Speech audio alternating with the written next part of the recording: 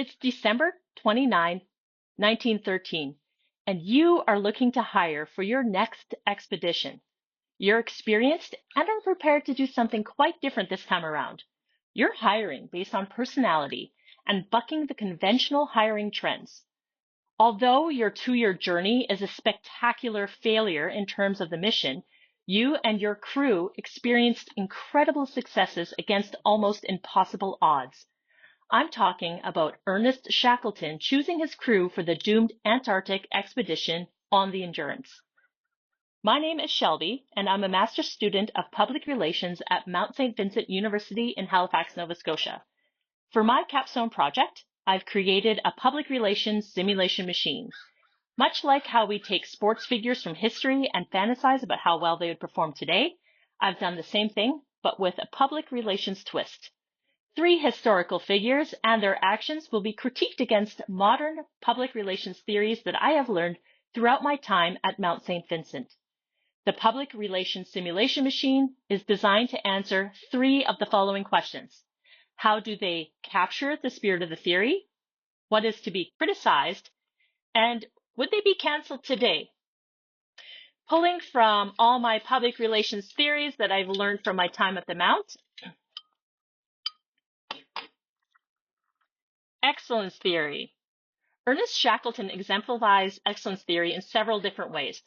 First, Shackleton places relationships above the mission. Building long-lasting relationships with the public is one of the major themes of excellence theory and something that Shackleton nails. Secondly, choosing a crew. Shackleton focused more on supportive internal culture than the hierarchy of the hiring practices of the day. The lead scientist would also do chores, as well as the cook. Everyone shared in all the tasks equally. And third, when the ship was sinking in the Antarctic Ocean, he placed a higher value on saving his crew over saving the mission. This was before ethics was even added to the excellence theory. It isn't all smooth sailing, though, when it comes to Ernest Shackleton's application of the excellence theory.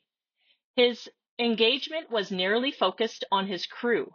Communication and relationship building evidence is thin when it comes to other publics, such as the families of the crew, the voyage sponsors, or even the government. While it was groundbreaking at the time to hire a crew in the manner he did, he doesn't quite fit the excellence theory mold. Finally, the excellence theory foundation is built upon supporting diversity within the workforce. The famous, often attributed, but often disputed advertisement that we all have come to love, men wanted for hazardous journey, small wages, bitter cold, long months of complete darkness, constant danger, safe return, doubtful, honor and recognition in case of success. It may not be entirely accurate. We do know that Shackleton's crew was not a diverse group in the sense of gender or race. Shackleton and his crew failed the original mission to cross the Antarctic, but there's no doubt that he was overwhelmingly successful in ensuring his entire crew survived and made it back, even though their ship went down in the freezing waters of the Antarctic Ocean. Now, if you made it this far in the video, that means you want to know, did Ernest Shackleton survive my public relations simulation machine?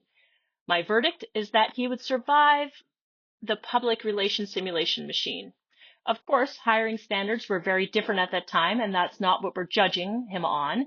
He stepped outside of the box on the traditional hierarchy of the hiring practices and built a team that put trust of people first rather than systems.